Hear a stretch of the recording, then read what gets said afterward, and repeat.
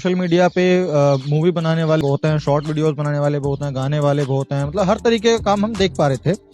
लेकिन कोई इन बाबाओं को एक्सपोज करे, कोई इनकी जो फालतू बातें हैं, जो मनगढ़ंत बातें हैं, उनका साइंटिफिक तरीके से एक्सपोज करे, वो कोई नहीं दिखाई दे रहा था, और जो कि बहुत जरूरी भी था। शिवलिंग पे पत्ता चढ़ाने से ना तो पास होंगे, ना ही अपने कद के बराबर का वो कलावा लेकर के नारियल पर लपेट कर उसको गंगा में बहाने से ना आपका कर्जा उतरेगा। और जो भी इनकी तमाम तरीके की बातें होती है, लहसुन प्याज को लेकर के लोग उलूल जुलूल बात करते हैं कि वो जो है राक्षस की जननी है, राक्षस के मल से पैदा हुई है, ये और वो। पहले जो आशाराम, राम रहीम और ये जो और बाबा थे, उनके ऊपर में बात करते थे। अब हमारे देश की कह लो या देशवासियों की दुर्गति है ये कि आशाराम, राम रहीम और उनके जैसे और बाबा जेल में गए, तो अब ये नए बाबा आ गए, तो लोग इनको फिर से भक्ति में पूजने लग गए। इनको बाबाओं पर बोल रहे हैं, धर्म पर बोल रहे हैं, कुरीतियों पर बोल रहे हैं, रीतियों पर बोल रहे हैं और आस्था पर बोल रहे हैं। तो ये तो स्वाभाविक सी बात है कि धमकियां भी आती हैं, कॉल्स भी आते हैं, मैसेजेस भी आते हैं, हर तरह की चीजें जो है वो होती हैं। लेकिन उनको झेलते हुए ही मुझे आगे बढ़ना मेरा चैलेंज लगता है। लोग मुझसे कहते हैं कि तू कुछ भी कर ले, ऐसे भक्ति नहीं खत्म करवा सकता, या तू नहीं छुड़वा सकता बाबाओं के पास जाना, या ये वगैरह वगैरह। तो मैं उनसे एक ही बात कहता हूँ कि भाई, मैं छुड़वा पाऊं या ना छुड़वा पाऊं वो तो एक अलग बात है, लेकिन मैं छुड़वाने की कोशिश भी ना करूं वो मेरी गलत बात है। हमारे साथ प्रशांत बौद्ध जी हैं, जिनके चैनल का नाम भी प्रशांत बौद्ध है, और इनके चैनल के माध्यम से वो लगातार अंधविश्वास और पाखंडवाद पर जो है वो ये कह सकते हैं कि उस पर अटैक करते रहते हैं। तो सबसे पहले बहुत बहुत स्वागत है सर आपका। जी, बहुत बहुत धन्यवाद।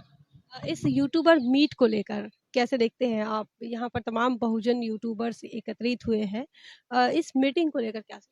देखिए, बहुजन यूट्यूबर मीट ये एक बहुत बेहतर प्रोग्राम है, क्योंकि यहाँ पर हर प्रकार के जो यूट्यूबर्स हैं या जो एक्टिविस्ट हैं वो लोग आए हैं, और वो हर क्षेत्र में कोई ना कोई शुरुआत में नया होता है, कोई एक लेवल पर पहुंच चुका होता है।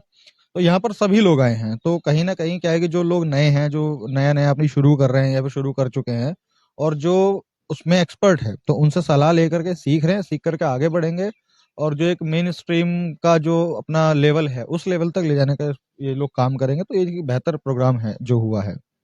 आपके चैनल के बारे में भी हम जानना चाहेंगे कि इस प्रकार पाखंडवाद और अंधश्रद्धा को लेकर आपने ये विषय क्यों चुना? क्योंकि मीडिया में काम करने के लिए कहो या फिर सोशल मीडिया में काम करने के लिए काफ़ी सारे विषय थे।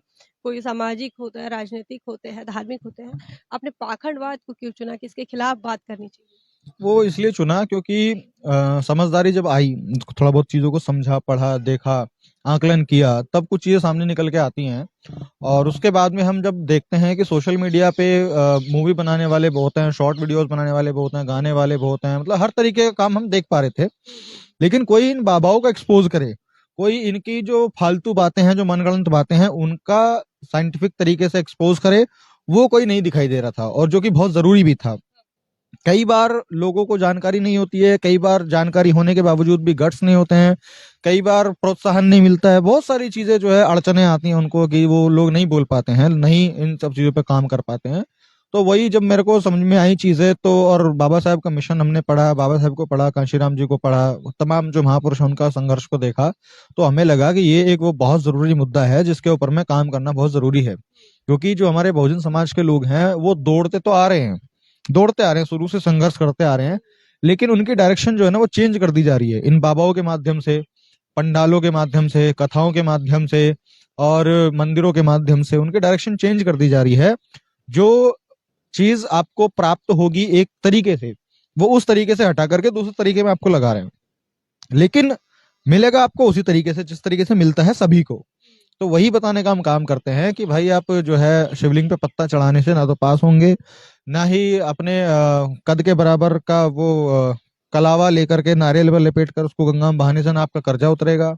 और जो भी इनकी तमाम तरीके की बातें होती है, लहसुन प्याज को लेकर के लोग उलूल जुलूल बात करते हैं कि वो जो है राक्षस की जननी है, राक्षस के मल से पैदा हुई है, ये और वो, बहुत तरह की फिजूल बातें ये लोग करते हैं। तो हमारी कोशिश वही रहती है कि लोगों को जो साइंटिफिकल थॉट है वो दिया जाए, और वो भी आसान भाषा के माध्यम से, जो जनरली सभी की होती है उस। ऐसे तो कई बाबाओं को आपने एक्सपोज भी किया होगा। हाँ, काफी सारे बाबा हैं। पहले जो आशाराम, राम रहीम और ये जो और बाबा थे, उनके ऊपर में बात करते थे।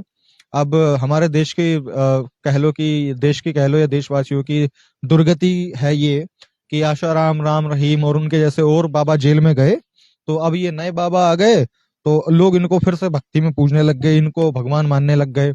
और इनसे सवाल कर दो कि भाई नहीं नहीं ये भगवान नहीं है, इनके पास कोई चमत्कार नहीं है, इनके पास कोई शक्ति नहीं है, तो बोलेंगे नहीं नहीं है, इनके पास है। हम बोलेंगे कि भाई देखो पहले वाले भी तो थे, जब वो थे तब तो वो बहुत बड़े बाबा थे, उनके पास चमत्कार भी था, वो उनके आशीर्वाद से लोगों के भले भी हो रहे थे, लेकिन वो निकले तो कांडी लोग। नहीं नहीं वो थे कांडी, लेकिन ये नहीं है। अब कल को क्या होगा, कल को इनके कांड निकल के आएंगे, तो फिर कोई और नए बाबा खड़े हो जाएंगे, और दुर्गति ये रहेगी कि लोग तब भी उनके भक्त बन जाएंगे। तो ये एक बहुत बड़ी परेशानी है, और इसके लिए मैं तो कहूंगा कि और भी जो लोग हैं वो निकलें, आगे आएं, और जो भी आप लोगों को लगता है कि भाई जो बाबाओं की बात गलत है उनका खुल करके विरोध करें, ताकि जो जनता है वो सही डायरेक्शन में आगे बढ़ के अपने जीवन में कुछ हासिल कर सके। ऐसे में तो आप पर आरोप भी लगते होंगे कि आप जो है भावना आहत करते हैं, ऐसे भी तो कुछ लोग कहते होंगे, कमेंट्स भी काफी नेगेटिव आते होंगे, कहीं फोन कॉल में कोई धमकी वमकी ऐसा कुछ, कोई चुनौतियां, कोई दिक्कतें? सारी चीजें हैं, और अगर हम बाबाओं पर बोल रहे हैं, धर्म पर बोल रहे हैं, कुरीतियों पर बोल रहे हैं, रीतियों पर बोल रहे हैं, और आस्था पर बोल रहे हैं, तो ये तो स्वाभाविक सी बात है कि धमकियां भी आती हैं, कॉल्स भी आते हैं, मैसेजेस भी आते हैं, हर तरह की चीजें जो है वो होती हैं। लेकिन उनको झेलते हुए ही मुझे आगे बढ़ना मेरा चैलेंज लगता है, क्योंकि दिक्कतें तो बाबा साहेब को भी आई थी, काशीराम जी को भी आई थी, दिक्कतें तो सभी को आई हैं। और क्योंकि हम एक ऐसे पेड़ को उखाड़ रहे हैं जो कि बहुत पुराना है, जिसकी जड़ बहुत गहरी है, मजबूत है, तो उस पेड़ को उखाड़ने में समस्याएं तो आनी है। तो ये तो हमने एक्सेप्ट कर लिया, अब इसको हम फेस करते हुए हम लोगों को अवेयर करने का काम कर रहे हैं। जी। क्या लगता है कि पाखंडवाद या अंधश्रद्धा का कभी अंत हो सकता है? क्योंकि वैज्ञानिक देखिए, दृष्टिकोण की बात तो संविधान भी क्या करता है, चाहे बुद्धिज्म की बात को, वो भी वैज्ञानिक दृष्टिकोण की बात करते हैं, लेकिन फिर भी पाखंडवाद जो है वो कहीं ना कहीं जो है अपनी जड़ें जमाए बैठा है। तो एक आप विश्लेषण करते हैं इस पर, तो क्या लगता है कभी खत्म हो पाएगा? देखिए ये तो एक वो वाली बात है कि जब तक लोग रहेंगे खत्म तो कुछ होने वाला है नहीं। लेकिन इंसान को प्रयास करना चाहिए, कोशिश करनी चाहिए, और लोगों के खत्म करने से तो कम संभावना है। जब तक इस देश की सरकार इस चीज पर काम नहीं करेगी तब तक तो खत्म होने से रहा। अगर कहे कि खत्म हो सकता है कि नहीं, बिल्कुल हो सकता है, बाकी देशों में थोड़ा ना है। बाकी देशों में थोड़ा ना लोग नदी को नदी ना मान करके अपनी माँ बहन मान रहे हैं, गाय को जानवर ना मान के अपनी माँ मान रहे हैं, बकरी को मौसी मान रहे हैं, तो ये चीजें विदेशों में तो नहीं है। अगर वहां नहीं है, और हो सकता है पहले होंगी और वहां खत्म हो चुकी है, वो अपना डेवलपमेंट की ओर आगे बढ़ चुके हैं, तो हम भी बढ़ सकते हैं। लेकिन उसके लिए जो कदम उठाना पड़ेगा वो कठोर कदम होगा सरकार की तरफ से। और सरकार इस टाइम पे जो है, और पहले से भी जब से देश आजाद हुआ है, वो सरकार ही नहीं लोगों की रही है। तो ये लोग इस मुद्दे पे भला कदम क्यों उठाएंगे अपना?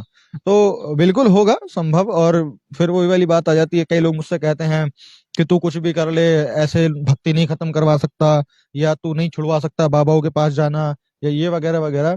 तो मैं उनसे एक ही बात कहता हूँ कि भाई मैं छुड़वा पाऊं या ना छुड़वा पाऊं वो तो एक अलग बात है, लेकिन मैं छुड़वाने की कोशिश भी ना करूं वो मेरी गलत बात है। आपकी बातों से जब हम आपसे बात कर रहे थे तो मुझे बहुत जिज्ञासा हुई कि प्रशांत बौद्ध का क्या बैकग्राउंड होगा, क्या उनका व्यक्तिगत जीवन कैसा होगा। तो मैं चाहूंगी कि छोटा सा इंट्रोडक्शन भी आप दीजिए कि आपके व्यक्तिगत जीवन कैसा रहा और किस प्रकार से आप इस आंदोलन से जुड़ गए। देखिए व्यक्तिगत जीवन तो जैसा सभी का रहता है, पारिवारिक सब वही है, फैमिली है, परिवार है, एजुकेशन लेते आ रहे थे, ले रहे हैं, और आगे भी जब तक कोशिश रहेगी तब तक लेते कहाँ रहेंगे। से है आप? मैं यूपी से हूँ, यूपी में गाजियाबाद से। और गाजियाबाद से क्या, मैं दिल्ली से भी हूँ, मैं उत्तराखंड से भी हूँ, मैं बंगाल से हूँ, मैं ऑल ओवर इंडिया ट्रेवल करता रहता हूँ, कहीं ना कहीं तो मैं हर जगह से हूँ। एक तरह से मैं भगवान हूँ, मैं हर जगह हूँ। अच्छा। हाँ। तो यही चीजें हैं, और बाकी जब मिशन में लग जाते हैं, जब सामाजिक कार्य करने लग जाते हैं। हर परिवार में कोई रहा मिशन मूवमेंट से जुड़ा हुआ? हाँ, हमारे पापा जो है वो पहले से ही रहे हैं, उन्होंने बचपन से हमें रखा हुआ है, इन सब चीजों में दिखाया, समझाया। कहीं से कहीं ना कहीं वहीं से जो सोच थी वो बनती हुई आ रही थी, और अब हम खुद इस पर काम करने लगे तो ये और मजबूत हो गई और शार्प हो गई है। तो वो सब चीजें चल रही हैं। और जब हम इस चीजों में लग जाते हैं तो कहीं ना कहीं व्यक्तिगत जीवन कोई ज्यादा बड़ा नहीं रह जाता है, ज्यादा ओपन नहीं रह जाता है। अभी हमको नई प्रॉब्लम्स फेस करनी पड़ती है कि भाई अगर इतने सारे लोगों ने वीडियोस वगैरह देखी है, सब कुछ हुआ है, तो दो तरीके के लोग मिलते हैं। एक तो वो मिलते हैं जो सपोर्ट करते हैं, एक वो मिलते हैं जो विरोध करते हैं। अब अगर हम फैमिली के साथ में, अब वहां पे चाहे सपोर्ट वाले भी क्यों ना आए, तो वो भी एक इरिटेटिव चीज हो जाती है कि भाई हम फैमिली के साथ में कहीं बाहर आए हुए हैं, और लोग फिर हमको घेर करके परिवार अलग हो जाता है। और अगर विरोधी लोग मिलते हैं तो फिर वहां पे तो वो सिचुएशन और ज्यादा बेकार होती है। तो बस ये है कि हाँ, सामाजिक जीवन में जब लगे हैं तो लगे हुए हैं। अब जो भी अब का जीवन है यही हमारा व्यक्तिगत है, यही हमारा सामाजिक है। बहुत बढ़िया, हमारे साथ थे प्रशांत बौद्ध और जिनसे काफ़ी अच्छी खासी चर्चा हमने की है। पाखंडवाद के खिलाफ लिखते हैं, बोलते हैं और सवाल उठाते हैं और इस देश के अंदर जहाँ पर धर्म के नाम पर जादू टोना, धर्म के नाम पर करनी कथनी, धर्म के नाम पर कर्मकांड होते हैं, उस देश में इस पर सवाल करना, भावना आहत होने का मामला बन जाता है। उसके बाद भी ये लगातार विज्ञानवाद पर आधारित विज्ञानवाद को आधार मानकर इन पर सवाल उठाते हैं और इस प्रकार के लोग देश में होना ये काफ़ी अच्छी बात है क्योंकि कोई तो क्रांति की शुरुआत कर रहा है। तो बहुत-बहुत धन्यवाद और आपके काम के लिए बहुत-बहुत बधाई और आप ऐसे ही काम करते रहें और जब भी कभी ज़रूरत पड़े तो द थिंग को याद करें, हम ज़रूर आपके सपोर्ट पे खड़े रहेंगे। तो इनकी चर्चा को लेकर इनके चैनल को आप सब्सक्राइब कीजिए, प्रशांत बौद्ध इनके चैनल का नाम है। सब्सक्राइब कीजिए, कमेंट करके उन्हें उनके काम को सराहें, उनकी तारीफ़ करें क्योंकि वो इस देश के अंदर हिंदू राष्ट्र, राम राज्य की बात जहाँ हो रही है, भावना आहत होने की बात जहाँ हो रही है, वहाँ पर वो विज्ञानवाद की बात कर रहे हैं। आप क्या सोचते हैं कमेंट सेक्शन में हमारे भी कमेंट सेक्शन में बताएँ, इनके भी कमेंट सेक्शन में बताएँ। बने रहे द थिंग पर। जय भीम, जय भारत।